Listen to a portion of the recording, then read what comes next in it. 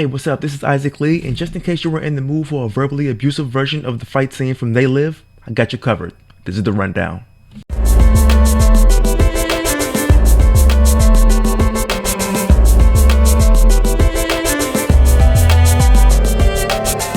So Netflix just came out with Malcolm and Marie starring Zendaya and John David Washington, and for an hour and 45 minutes you can watch the most toxic couple I've ever seen rip each other to shreds, all for the sake of trying to get some modicum of gratitude for being in each other's lives. Said that all in one breath. But aside from that, I do like the movie. Not saying I'm going to go back to it, but I do like it. I love the art style, that the fact that they chose to go with the whole black and white. This is clearly made during the pandemic because they're the only two people you see in the movie. I love their chemistry. I love what they bring to it. I would really love to see more of Zendaya and John David Washington doing more things together. But as far as the whole movie, and this isn't going to have any spoilers, this thing is literally like, I want to say it's like a tornado. They have their arguments, then they'll have a lull period where it seems like they're okay. Then they'll have another argument, then it's a little lull period where it seems like they're okay, then they have another argument. It's like a tornado tearing up everything and then having the eye of the storm, and literally the whole thing is one big argument. I lie to you not. It jumps right into it. Even when you watch the trailer, there's clearly some tension. You find out that they're coming back from a movie premiere because John is a filmmaker, Zendaya is an actress, but you find out that the contents of the movie that was created directly correlate with Zendaya's past.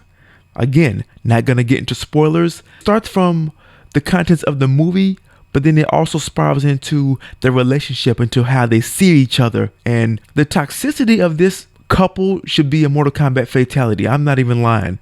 I'm like, if you've seen this, you're like, wow, they really went there and they really going back and forth trying to dig deeper and deeper. And I've said this before about how I love what they bring to it, but they really bring the best out of each other. And I'm not talking about the characters. I'm talking about the actors and actress. Like, you really see their skill in their craft. And I even wrote it down that any film student that's trying to be an actor or an actress, I could envision them using any monologue from this movie to get a role easily. This movie is filled with them. It's not even like it has a slow start and then gets into the argument. No. If anything, when the movie starts, you still have a long period in credits. And then it gets to the movie, and from jump, they get home and there's the fight. It reminds me of being invited to somebody's house, and then an argument breaks out, and then all of a sudden you start hearing deep-seated secrets, and you're like, okay, this is getting uncomfortable. I don't really need to be here. That's exactly what this is like. They go at each other trying to hit bigger blows, go deeper and deeper, and like, wow. So after all of this, like, are they still gonna be together? Like, do they break up? Like, what's the revelation to all of this? It makes you think about how many people are gonna watch this and be like, that's us.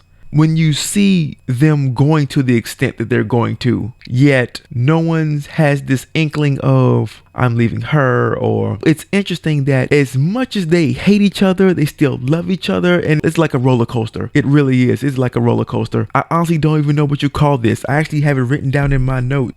Shell casings of their emotional barrage left everywhere. And that's literally the case. It's left everywhere.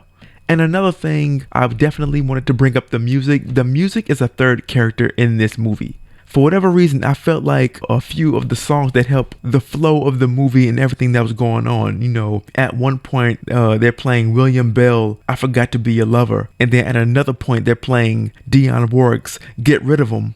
So, and by the end, they're playing Outkast Liberation. So it's interesting. The music definitely plays a role. It's definitely the third character. I've never seen a movie like this. I've never seen a couple like this. It was interesting. Not something I'm going to go back to, but for what it was worth, I liked it. Tell me what you thought in the comments. Those are my thoughts. I'm Isaac Lee. This is The Rundown.